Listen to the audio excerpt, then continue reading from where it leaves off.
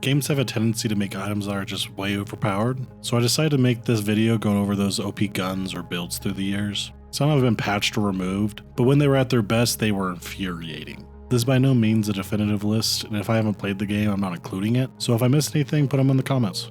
I'll start with the COD franchise. If you never played classic MW2, let me introduce you to One Man Army Noob Tube. This was just straight up broken. What One Man Army does is it allows you to change to any other class while alive. You can also just keep swapping to the same class over and over again.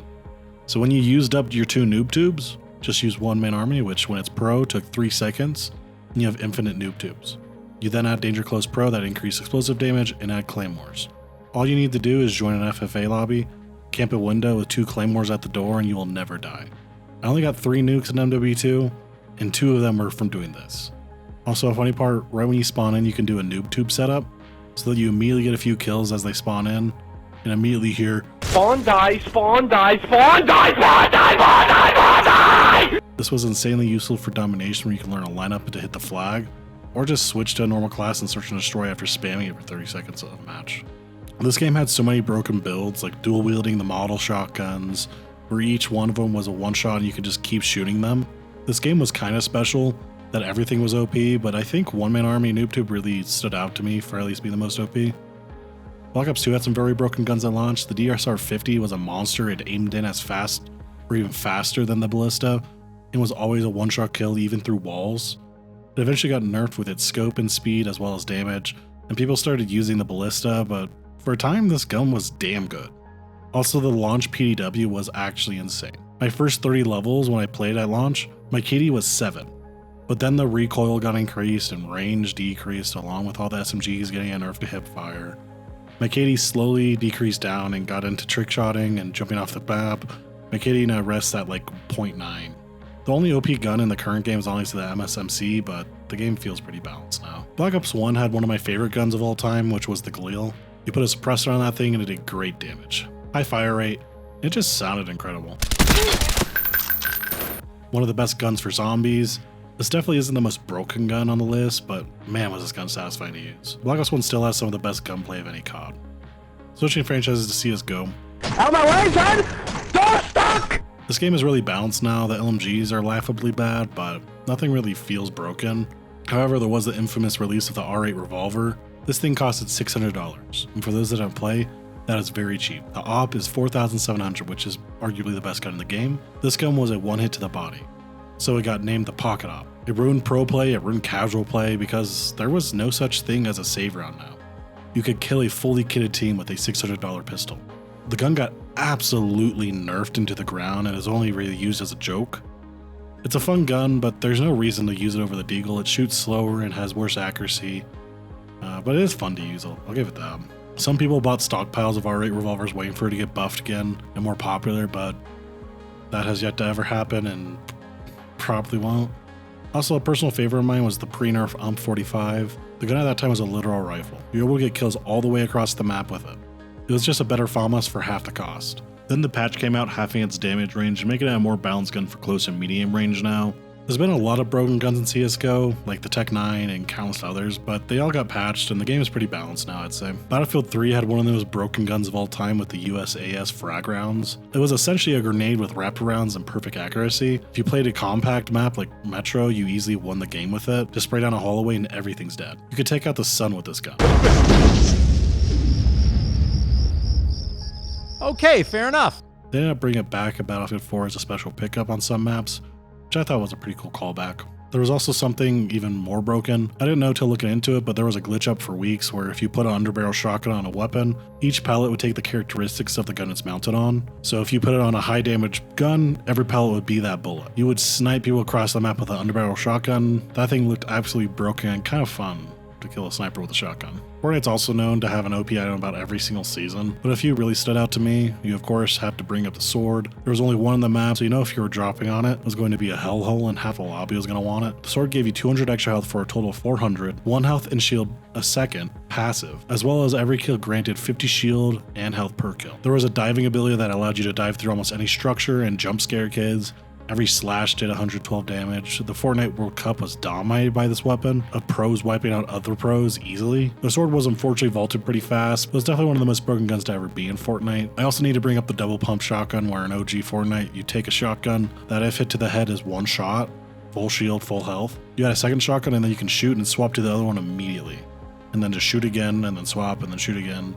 As long as you had a little bit of skill, you could kill anyone in less than a second. This was such a fun combo, but was definitely broken and made every other shotgun or SMG basically useless.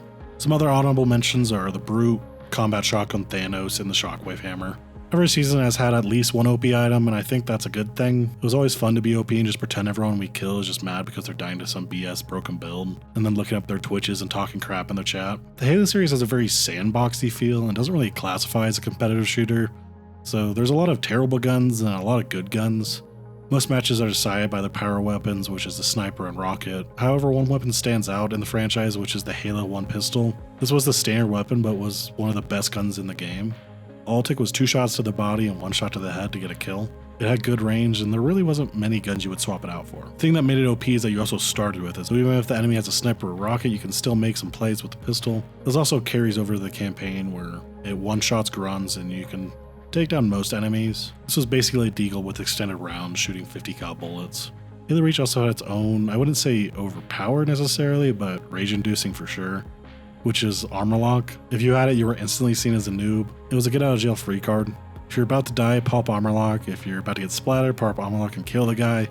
This ability made me so mad when people used it. I'll have a guy down to 1 shot and he uses it. Now I have to wait an eternity just waiting to finish him off. Designing was such a waste of my time. First part is that you can't just wait behind them to melee them, because when they pop out, a shockwave comes out that brings you down to 0 shield and stuns vehicles. Not necessarily OP, as I think some of the other abilities were better, but a very frustrating ability to go against. Destiny 2 has had a lot of meta builds over the years, but one stands out to me. It was 3 years ago when the Anarchy came out. It was loot you acquired by doing the Vault of Glass raid. Man, was it OP. It melted any raid boss laughably fast. Me and my friend Milk Guy both got the gun and were able to kill every phase of a boss in like 20 seconds. Every time you shot, it stacked its damage on itself, so the more shots, the more damage you do exponentially. It also worked great for multiple enemies because they worked as tripwires, so you put them around a spawn point and they get insta-killed. They then nerfed its damage and its ammo capacity. Now I don't think many people really use it. This wouldn't be a good video if I didn't bring up the GTA 5 Oppressor Mark II. This one vehicle single-handedly ruined online. If you were going to drop off coke, you would get blown up on the way.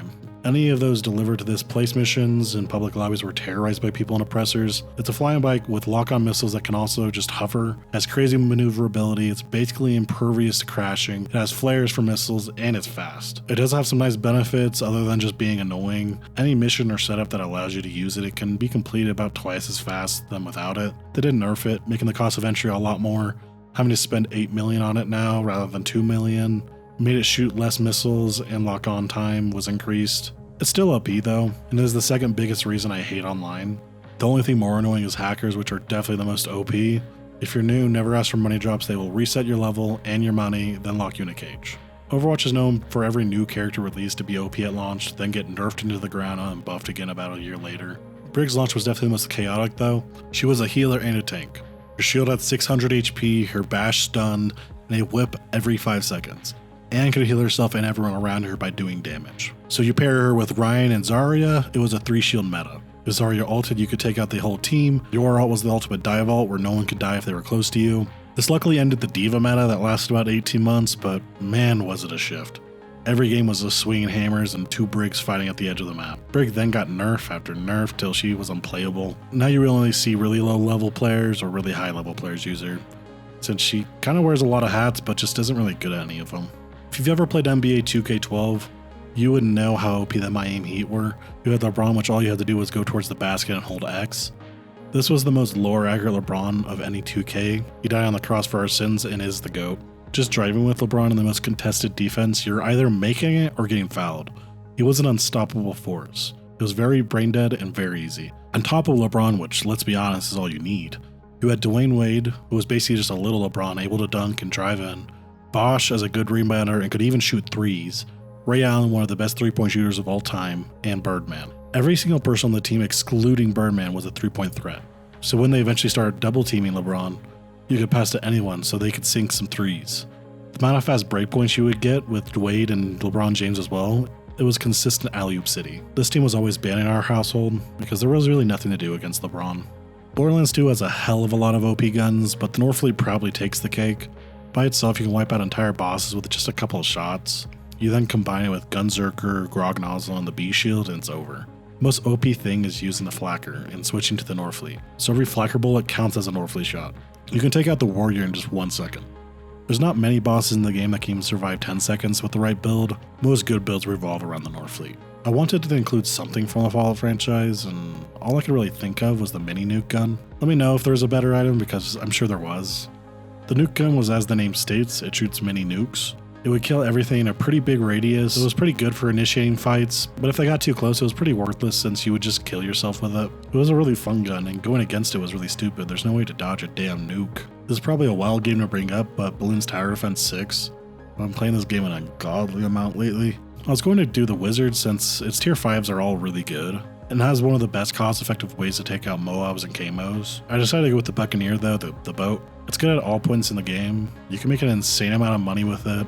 The tier 5s will keep you alive for a long time, and it's the second best Paragon of the game. If you ever do those boss challenge, you're almost always getting a Buccaneer Paragon in there. I just feel like it's so good at everything, and there's really no downside to getting these things. I feel like it's the best tower in the game. If you have a job like mine that has a lot of free time, I highly recommend picking up Bloons Tower Defense 6. Just Cause 4 is a game based on being OP, so there's really no wrong answer to what is OP. So I went with the most fun one, which is the wind gun. Go below anything and anyone across the map. It was just really fun to launch cars and people, go inside a giant boat and bring it to the mountains. It was really a what if I tried this type gun, and you could find some really fun things to do with the physics. Planes and helicopters went crazy with this gun.